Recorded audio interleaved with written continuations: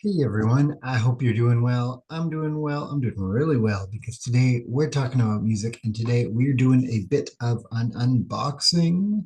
Ooh, fancy Canada Post flat rate box. This comes all the way from New Brunswick. My friend and yours, Jex Russell. He's been doing a bit of downsizing in his own CD collection, so he sent me a message closer to the beginning of September saying, hey, I've got some CDs. What do you know about these bands or artists? I got some stuff that I think you're going to dig. So we sent it along. I haven't actually seen what's in here. I just kind of opened it up, took out the bubble wrap just so it's easier to get into. There is a letter, but it says right at the top, read this out after you look through it. So that's what I'm going to do. I'm going to read it out here. Hopefully, there's no editing required. But first and foremost, then, so if we're going to read the letter after, let's dig in. Oh, so we're starting with it's like, yeah, everything just to be easier to ship was taken out of the jewel case, but we got this one here still with an HMV sticker on it. Bass drum of death. That's cool. I don't know anything about this. Bass drum of death. That's awesome. Yeah, HMV, 20 bucks. That's awesome. Love that sticker. Is HMV still a thing? Not here, not where I am. I think it's still a thing maybe in the UK at all, but that's cool.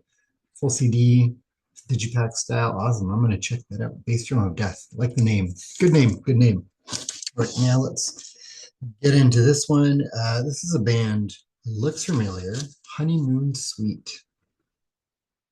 So we've got the artwork there, so I can tell what it is. Yeah, Honeymoon Suite Racing After Midnight. I believe that's some CanCon right there. Excited to check that out. I mean, based off the picture, I think some AOR, melodic rock. Big fan of that style. Going to check it out more, and maybe there's more info in there. But yeah, always looking to expand my CanCon knowledge. We got the more of the best of Leonard Cohen. Is that what it's called? Leonard Cohen, more best of. Yeah, another fantastic poet, artist, musician, Leonard Cohen. Just a wonderful Canadian artist. If you've never checked out Leonard Cohen, do yourself a favor. Check out a best of. Here we have, I don't know what this is, some sort of punk. I can tell right away that, and for some punk, this is Head Noise. Cool. From 2001. Awesome. Don't know anything about that. I'm assuming it's punk. It'd be cool if it's some East Coast Canadian punk or something, but we'll see. This, I'm not sure what this is. I'm gonna guess some sort of metal. They sell that cover. This is Jerusalem Christian metal. I don't know. Some sort of metal. That sounds cool. I'll hopefully there's more on that in the note. Never heard of them. This one, this is awesome. We got The Darkness, Permission to Land. Now, maybe like some of you, I know the hits from the band, especially a lot of the ones from this album. I've never actually owned the album, so I'm excited to kind of see what does a deep cut for The Darkness sound like. So, Darkness, Permission to Land. Excited to check that one out there. Another classic. This is awesome. I actually had this as a kid. My best friend Brian and I would listen to this all the time. This is Bob and Doug McKenzie, Great White North. You ever know SCTV? Maybe more familiar to, I can't really tell there, but Bob and Doug McKenzie right there.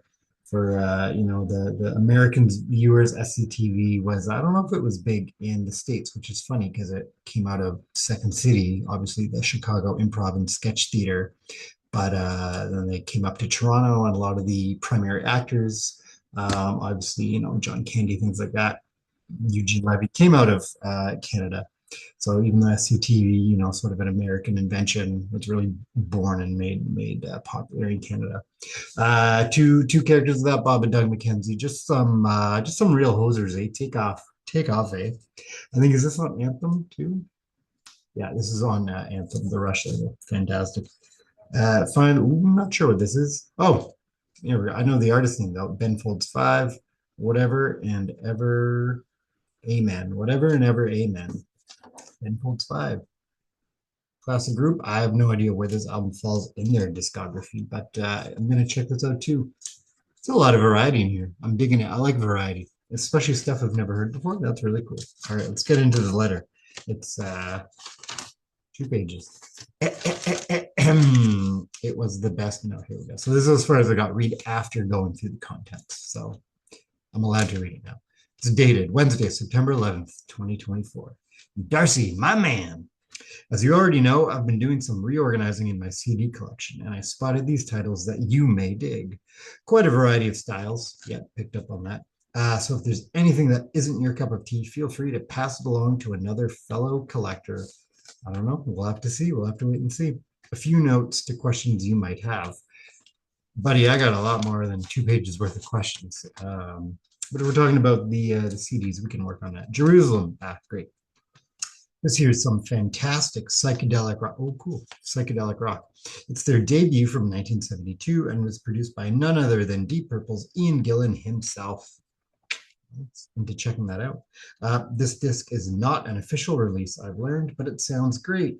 That's what matters, right? Cool. I wonder if it's like bootleg, one of those gray area things, compilation. We'll see. I'll have to look into all of this. This is awesome.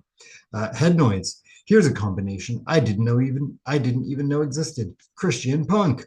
And it's incredible. This was handed down to me by my good friend Jim Willis, and now after having enjoyed it for 7 years, I'm handing it down to you. Well, that's great. Thanks, Jim. Yeah, in 7 years, I'll have to hand it off to someone else. It'll be like a Canadian family heirloom kind of thing. Bass Drum of Death. This is a one-man band featuring John Barrett on bass drum and guitar.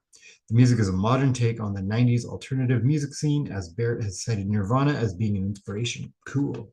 I want to know what a one-man Nirvana sounds like. That's awesome. Of course, Bob and Doug McKenzie, the classic. A Canadian classic. I have it on vinyl, so I wanted to pass this along the CD copy.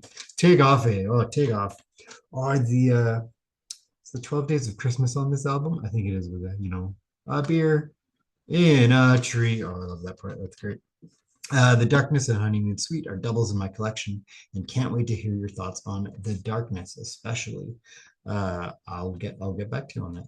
Don't feel like you need to give me anything in return. Too bad.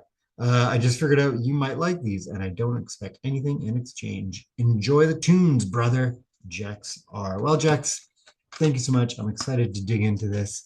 And it says don't expect anything in return. But I got a box and some bubble wrap now, so it's got to go somewhere. It's going to go back to whence it came, perhaps. Yeah, thanks so much. And down in the comments, a lot of the stuff I haven't heard before, so I'm excited to hear some opinions on it as well. I was talking with LeBrain, Michael O'Donnell. He had some cool opinions as well, so excited to get into this as well. Thank you so much for watching, and I'll catch you next time.